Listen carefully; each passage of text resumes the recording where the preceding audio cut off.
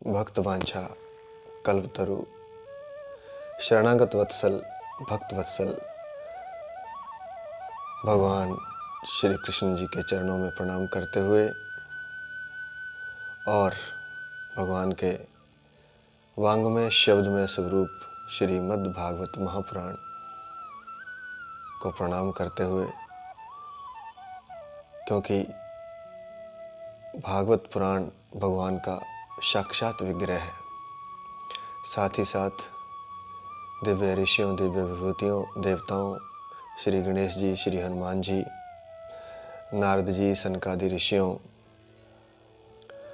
सूत जी, व्यास जी, सुखदेव जी, मुनियों के चरणों में दंडवत नमन और उनसे आग्रह और प्रार्थना निवेदन कि वे हमारे माध्यम से स्वयं ही इस कथा का प्रचार प्रसार प्रेमी जनों, रसिक जनों और भक्तजनों में करें।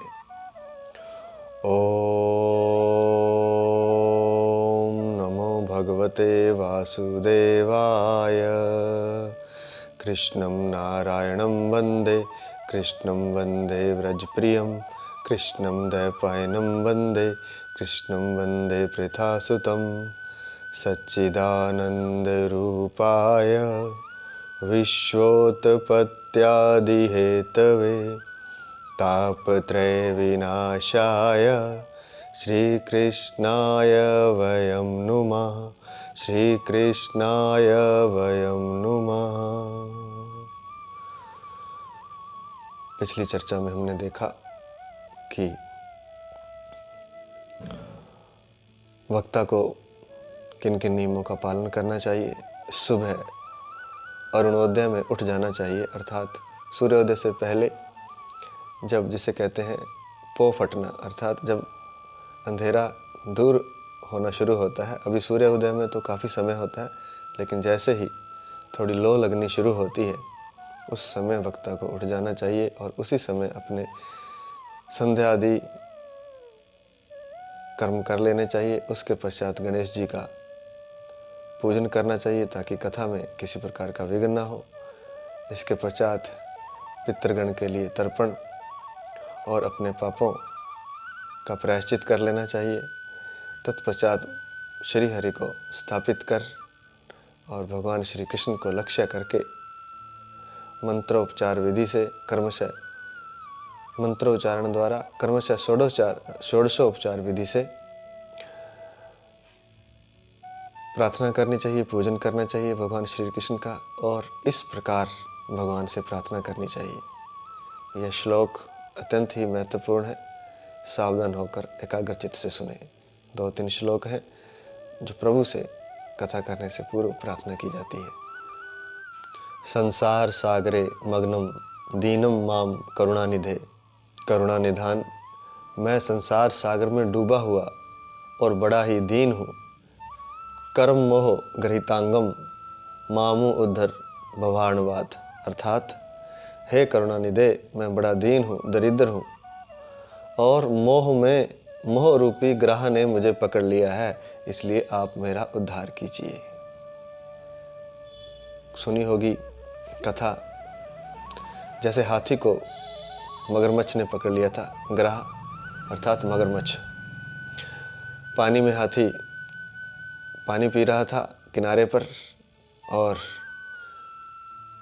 ग्राह ने अर्थात मगरमच्छ ने उसका पैर अपने मुख में लेकर के उसे पानी में खींच लिया।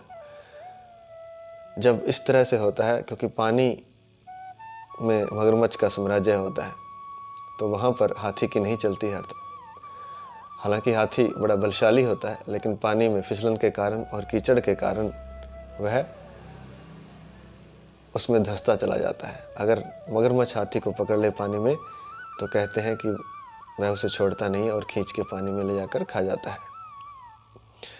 उसी तरह यहाँ पर जीव अर्थात मनुष्य हाथी है, उसे हाथी का रूप दिया गया है, और ग्रह है जो वह मोह है। तो जब मोह पकड़ लेता है, मैं और मेरी पकड़ लेती है, तो वह संसार सागर में डूब जाता है। मोह मगरमच्छ की तरह इतना भयंकर है, इतना दुस्तर है कि वह मन रूपी बलवान जीव, मनुष्य रूपी बलवान जीव को भी खींच के कीचड़ में ले जाता है और मार डालता है। तो कहते हैं कि हे करुणानिधे, मेरा उद्धार कीजिए, मैं दीन हूँ, मैं निर्धन हूँ। दीन का मतलब है मैं अक्षम हूँ, तो मेरा उद्धार कीजिए। संसार सागरे मग्नम दीनम माँ करुणानिधे। संसार सागर में मैं ऐसा मग्न हूँ, ऐसा डूबा हुआ हूँ कि करुणानिधे आप ही मुझे इस संसार सागर से निकाल सकते हैं। और कर्म मोह गृतांगम मामु उद्धर भवानवाद।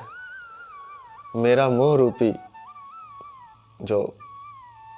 मुझे मोह रूपी ग्रह ने पकड़ लिया है, इसलिए मेरा आप उद्धार कीजिए।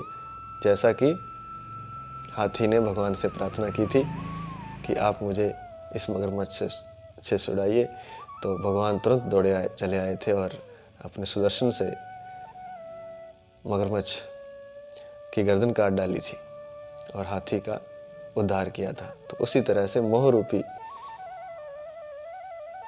मगरमच्छ में मुझे पकड़ लिया है, आप मेरा उद्धार कीजिए। इसके पश्चात धूप दीप आदि सामग्रियों से श्री मद् भागवत की बड़े उत्साह और प्रीतिपूर्वक विधि विधान से पूजा करनी चाहिए। फिर पुस्तक के आगे नारियल रखकर प्रसन्न चित्त से इस प्रकार भगवान की स्तुति करनी चाहिए। श्री मद् भागवता ख्योऽयं प्रत्यक्षः कृष्ण एव हि स्वीकृतोऽसि मया नाथ मुक्त्यर्थं भवसागरे मनोरथो मदीयोऽयं सफला सर्वथा मतव्या निर्विघ्नेव। श्री मद् भागवता ख्योऽयं प्रत्यक्षः कृष्ण एव ही, अर्थात श्री मद् भागवत के रूप में हे कृष्ण आप ही प्रत्यक्ष हैं और आपकी मैंने शरण ली है। मैं आपकी शरण में हूँ, किस लिए? इस संसार सागर से मुक्ति के लिए। स्वीकृतोऽसि मया नाथ मुक्त्यर्थम भवसागरे, अर्थात मुझे स्वीकार कीजिए भवसागर से मुक्ति के लिए। अर्थात मैं आपकी शरण में हूँ, आप मुझे स्वीकृत कीजिए, स्वीकार कीजिए। मैं भागवत को आपका साक्षात रूप समझकर आपसे मुक्ति की प्रार्थना करता हूँ। जब भी हम भगवान की पूजा अर्चना आदि करते हैं, कीर्तन करते हैं या भगवान को याद करते हैं, तो भगवान तब तक हमारे लिए कुछ नहीं करते जब तक हम उनकी शरण में नहीं जाते। जैसे कि अर्जुन पहले संशय में था, युद्ध से पहले, युद्ध के समय, और बड़ा चिंतित था, लेकिन भगवान कुछ नहीं बता रहे थे, मात्र सुन रहे थे। लेकिन जैसे ही अर्जुन ने कहा कि शिष्यस्ते हम शाधि माम त्वाम प्रपन्नम, मैं आपका शिष्य हूँ, मुझे साधिए, मैं आपकी शरण में हूँ, तब भगवान ने अर्जुन को उपदेश देना प्रारंभ किया।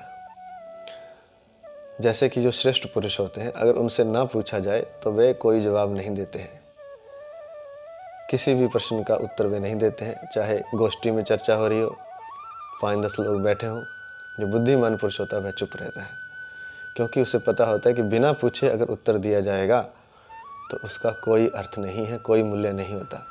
जब व्यक्ति स्वयं चल कर आता है किसी प्रश्न के उत्तर के लिए या किसी समस्या के समाधान के लिए, तब उसे जो बताया जाता है उसका उसके मन पर प्रभाव पड़ता है, और बिना अगर पूछे किसी को सलाह दे दी जाए तो उसका कोई प्रभाव नहीं पड़ता है। तो इसलिए शरण में जाना होता है भगवान की, तो उसके लिए ये मंत्र बड़ा उपयुक्त है। दोबारा से इसे देख लेते हैं। स्वीकृतोऽसि मया नाथ मुक्त्यर्थम भवसागरे, हे नाथ मुझे स्वीकार कीजिए, क्योंकि मैं भवसागर से मुक्ति के लिए आपकी शरण में आया हूँ। अर्थात मुक्ति के लिए मैंने यह श्री मद् भागवत का सप्ताह पारायण रखा है। मेरा यह मनोरथ आप बिना किसी विघ्न बाधा के सांगोपांग पूर्ण करें, क्योंकि मैं आपका दास हूँ और मैं आपकी शरण में हूँ।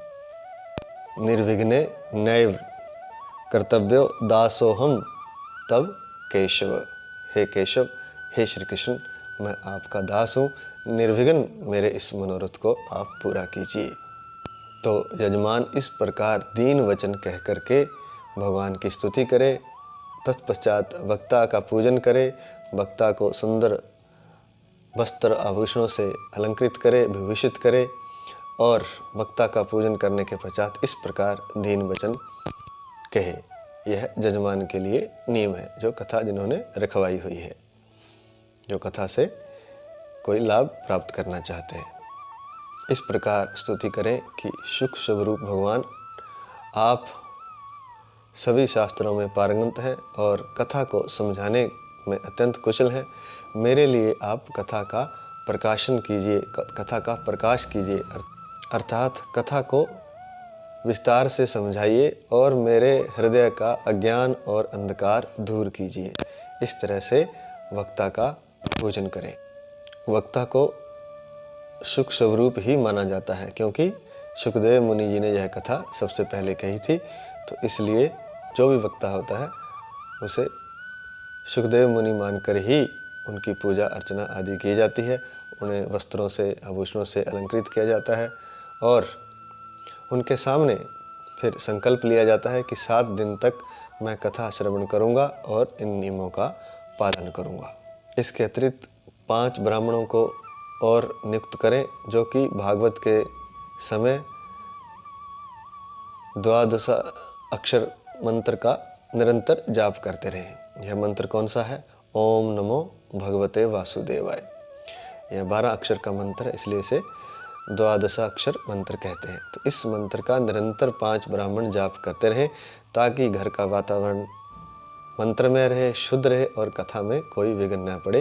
यह अन्य कथा के पास ही किसी कमरे में या बाहर कहीं भी, यहाँ वो मन ही मन इन मंत्रों का उच्चारण करते रहें। 5 ब्राह्मणों को और नियुक्त करना चाहिए, ताकि कथा का प्रभाव और भी बढ़ जाए और मंत्रों द्वारा पूरा घर अभिमंत्रित हो जाए। इसके पश्चात ब्राह्मणों, अन्य विष्णु भक्तों और कीर्तन करने वालों का भी पूजन करें, उनको प्रणाम करें। कीर्तन करने वालों को भी प्रणाम करें और उनकी आज्ञा पाकर अपना आसन वक्ता के सामने ही ग्रहण करें। जो पुरुष लोक, संपत्ति, धन, घर, पुत्र आदि का ध्यान छोड़ करके एकाग्रचित्त से कथा का श्रवण करता है, उसे अत्यंत फल प्राप्त होता है, अर्थात उसे विशेष फल प्राप्त होता है, क्योंकि कथा में पूर्णतः उसका चित्त लगा होता है, एकाग्र होता है। घर का, संपत्ति का, लोक का, धन का, पुत्र आदि का उसे कोई चिंता नहीं होती है, उन पर उनका ध्यान नहीं होता। तो एकाग्र चित्त से कथा सुनेगा तो उसे विशेष लाभ प्राप्त होगा, अत्यंत लाभ प्राप्त होगा। पुराने समय में क्या होता था कि कथा सुबह से शाम तक चलती थी। तो यहाँ पर लिखा गया है कि 3.5 पहर तक कथा का मध्यम स्वर में स्पष्ट शब्दों में वाचन करना चाहिए, सूर्योदय से शुरू करके। और दोपहर को 2 घड़ी कथा का विश्राम रखना चाहिए, जिससे वक्ता और श्रोता दोनों विश्राम कर सकते हैं। विश्राम का मतलब सोना नहीं है, वो कीर्तन आदि कर सकते हैं। तो उस समय 2 घड़ी तक फिर कीर्तन किया जा सकता है। तो 2 घड़ी होती है, 1 घड़ी 24 मिनट की, 2 घड़ी 48 मिनट की, अर्थात 1 घंटा दोपहर में कथा को विराम दिया जाए और सुबह सूर्योदय से लेके 3.5 पहर, 1 पहर 3 घंटे का होता है, तो 3.5 पहर हो गया 10.5 घंटों का। तो करीब 10-12 घंटे कथा चले, 12 घंटे उसमें 1 घंटे का विश्राम हो, तो यह 12 घंटे कथा चले सुबह से शाम तक। तो इस तरह से विधान था, लेकिन आजकल इस तरह से कथा नहीं होती है। इतनी बैठने की क्षमता ना तो वक्ता में रही ना श्रोता में रही।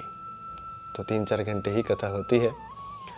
और जब इस तरह से कथा होती थी सूर्योदय से लेके सूर्यास्त तक, करीब 3.5 पहर 4 पहर तक, तो पूरी कथा होती थी। आजकल जो कथा है वह संक्षिप्त में कही जाती है, क्योंकि पूरी कथा करेंगे तो फिर इतना ही समय लगेगा।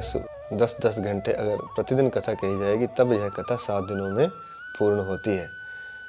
अगर पूरी कथा करनी हो, श्लोक वाइज चलना हो तो, लेकिन संक्षिप्त में कथा कही जाती है, वो भी अच्छा है, क्योंकि इतनी क्षमता नहीं है, इतना समय नहीं है, तो सार आजकल बता दिया जाता है कथा का। कुछ मुख्य प्रसंगों का वर्णन किया जाता है, कुछ मुख्य जो इतिहास हैं, कहानियाँ हैं, उनके माध्यम से जो संदेश दिया जाता है उनका वर्णन किया जाता है। तो कथा इस तरह से आजकल की जाती है। पुराने समय में इस तरह से की जाती थी कि 3:30 पैर तक कथा, सूर्योदय से लेकर सूर्य अस्त तक, और दोपहर को 2 घड़ी का विश्राम। कथा के लिए श्रोता को एक ही समय भोजन सुखकारी होता है, क्योंकि मल मूत्र के वेग को काबू रखना भी जरूरी है, क्योंकि बार बार अगर बीच में मल मूत्र के लिए जाना पड़े तो फिर कथा में के श्रवण में विघ्न पड़ता है। तो इसलिए श्रोता को एक ही समय भोजन करना चाहिए, वो भी हविष्यान्न। हविष्यान्न क्या है? जो यज्ञ में अर्पित किया जाता है वही श्रोता को ग्रहण करना चाहिए। और यदि क्षमता हो तो 7 दिन तक निराहार रह करके कथा का श्रवण करना चाहिए। सबसे उत्तम तो यह है। इतना नहीं हो सकता तो केवल दूध और घी आदि पर श्रोता को रहना चाहिए। इतना भी ना हो पाए तो एक समय फलाहार करके रहना चाहिए, और इतना भी ना हो पाए तो एक समय भोजन करना चाहिए, लेकिन इस तरह से कि उसे बार बार कथा से उठना ना पड़े और कोई विघ्न कथा में ना पड़े, उसका चित्त एकाग्र रहे। ज़्यादा भोजन किया होगा तो उसे निद्रा भी अधिक आएगी, बैठने में भी बेचैनी रहेगी। इसलिए जितना कम भोजन हो सके तो निराहार, नहीं तो दुग्धाहार, नहीं तो फलाहार। लेकिन जिद करके उपवास नहीं करना चाहिए 7 दिन तक लगातार। जितना सुविधापूर्वक हो सके, अगर 7 दिन तक उपवास कर सके सुविधापूर्वक तो ठीक है, नहीं तो फिर एक समय दूध का सेवन करे, नहीं तो फिर फलाहार कर ले, ताकि कमजोरी भी महसूस ना हो और बैठने में भी कोई विघ्न बाधा ना आए। सनकादि ऋषि नारद जी को कहते हैं कि हे नारद जी, श्रोता को किन किन नियमों का पालन करना चाहिए, अब हम आपको वह बताते हैं। आपने सप्ताह श्रवण की विधि पूछी थी, वह हमने आपको विस्तार पूर्वक बता दी। अब हम आपको बताते हैं कि श्रोता को किन नियमों का पालन करना चाहिए। तो इन नियमों की चर्चा हम कल करेंगे। जय श्री कृष्ण। हरि शरणम, हरि शरणम, हरि शरणम।